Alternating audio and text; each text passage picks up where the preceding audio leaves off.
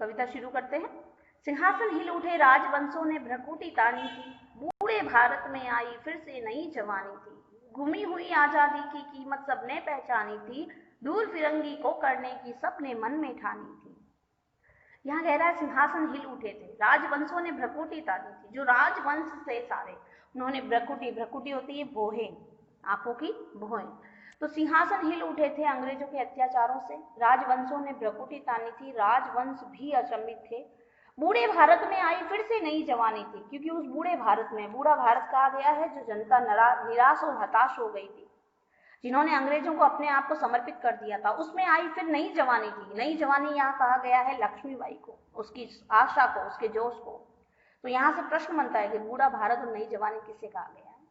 गुमी हुई आजादी की कीमत सबने पहचानी थी, जो इस आजादी को सब लोग भूल चुके थे, उसकी कीमत अब सबने पहचानी थी, और दूर फिरंगी को करने की सबने मन में ठानी थी। और लोगों ने फिरंगी यानी अंग्रेजों को दूर करने की अब मन में ठान लिया था कि उन्हें दूर करना ही है। चमक उठी सन 57 में, वह तलवार पुरानी थी, बूंदे लो हर बोलों के मुंह हमने सुनी कहानी थी, खूब लड़ी मर्दानी वह तो झांसी वाली रानी थी। चमक उठी सन 57 में, सन 57 या 1857 में, वह तलवार पुरानी थी, वो झांसी की रानी थी। बूंदेले और हर बोलो, बूंदेले वंश और हरबोला वंश, रानी लक्ष्मीबाई के पीहर का वंश और ससुराल का वंश।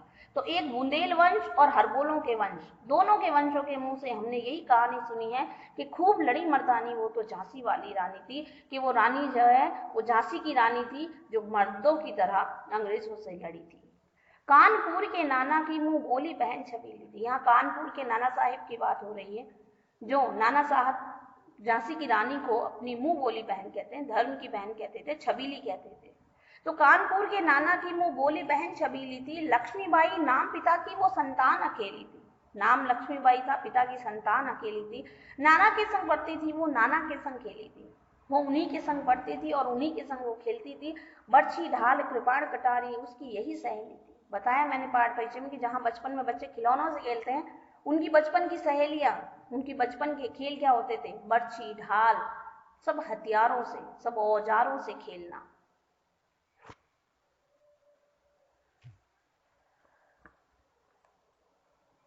वीर शिवाजी की गाथाएं उनको याद ज़बानी थी। वीर शिवाजी की जो गाथाएं हैं वो उनको याद थी। वीर शिवाजी के शौर्य की गाथाएं, उनके वीरता की गाथाएं उनको याद रहती थी।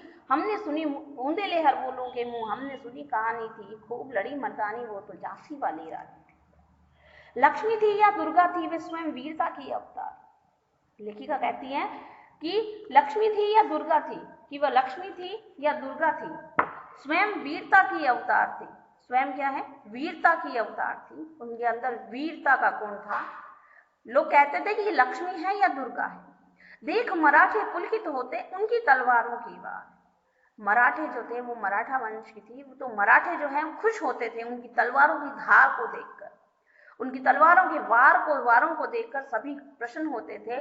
नकली युद्ध व्यूह की रचना और खेलना खूब शिकार, सैन्य घेरना दुर्ग तोड़ना, ये थे उनके प्रिय खिलवाड़। खिलवाड़ होता है उनके प्रिय खेल, बचपन के खेल।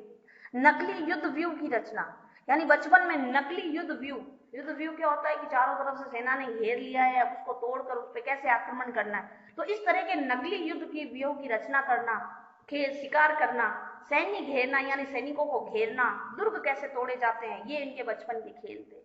महाराष्ट्र कुल देवी उनकी भी आराध्य भवानी थी। महाराष्ट्र कुल की जो भवानी शिवाजी की जो आराध्य देवी होती है, कुल देवी होती है सबकी, तो उनकी भवानी थी। तो महाराष्ट्र कुल के से हैं ये, तो इनके भी आराध्य देवी कौन थी, भवानी थी। और बूंदेले हर बोलों के मुंह हमने सुनी कहानी थी, कि खूब लड़ी मर्दानी वह तो झांसी वाली रानी थी। हुई वीरता की वैभव के साथ सगाई झांसी में। उस वीरता की, वो वीरांगना वीर जो थी, उन वीरांगना की शादी जो है, सगाई हो गई उनकी झांसी में। राव गंगाधर से ब्याह हुआ, रानी बन आई लक्ष्मीबाई झांसी में। अब जो लक्ष्मीबाई थी वो अब झांसी की रानी बनकर आ चुकी थी। राजमहल में बजी बधाई, खुशियां छाई झांसी में। अब राजमहल में बधाइयां दी जा रही थी, चारों तरफ खुशियां छाई हुई थी। सुभट होते योद्धा, योद्धा बुंदेलों की विरुद्धावली सी वह आई झांसी में। बुंदेलों के वंश में एक चमकती हुई वीरांगना के रूप में लक्ष्मीबाई एक वीरता की दुर्गा सी मूर्ति बनकर वो झांसी में आई थी। तो बुंदेलवंश आया। चित्रा ने अर्जुन को पाया, शिव से मिली भवानी थी। ऐसा लगा चित्रा ने अर्जुन को पाया। चित्रा, यहाँ चित्रा की संज्ञा दी गई है लक्ष्मीबाई को और अर्जुन बताया गया है राम गंगाधर को। तो ऐसा लगा चित्रा ने अर्जुन को पाया, शिव को मिली भवानी थी। ऐसा लगा भगवान शिव को पार्वती जैसे मिलन होता है, वैसे ही झांसी की रानी लक्ष्मीबाई का राम गंगाधर से मिलन हुआ।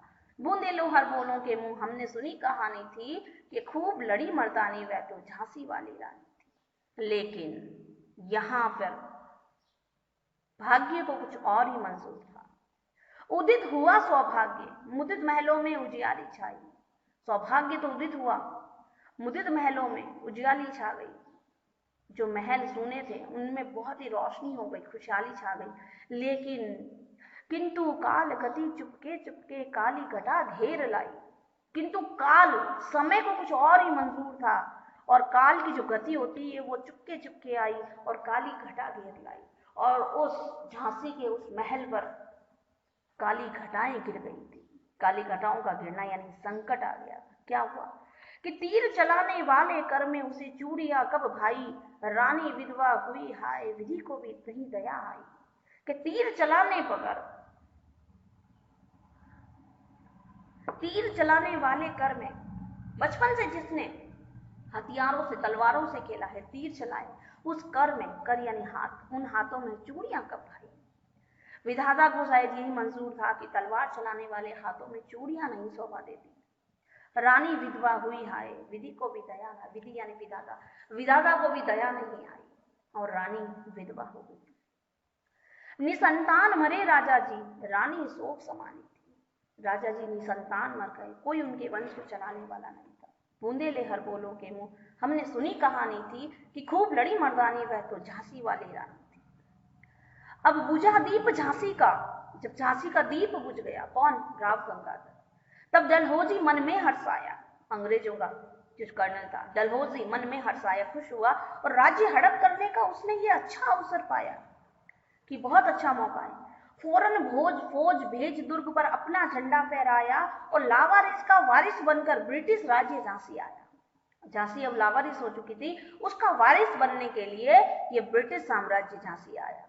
अश्रुपूर्ण रानी ने देखा, झांसी हुई वीरानी थी।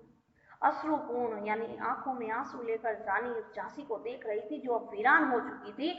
बूंदे ले हर बोलों के मुंह, हमने सुनी कहानी थी कि खूब लड़ी मर्दानी वह तो झांसी वाली रानी थी। अनूने विनय नहीं सुनती विकट शासकों की माया।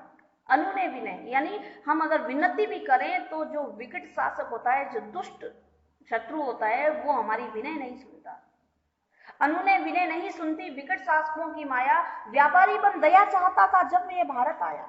ये वही ब्रिटिश सरकार है जो व्यापारी बनकर आई थी 1800 में, जब ईस्ट इंडिया कंपनी की स्थापना हुई थी।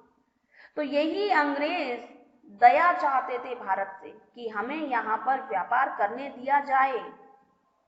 और फिर धीरे धीरे डलहौजी ने पैर पसारे, अब तो पलट गई काया, और धीरे धीरे अंग्रेजों ने अपना सिक्का जमा लिया। राजाओं नवाबों को भी उसने पैरों से ठुकराया।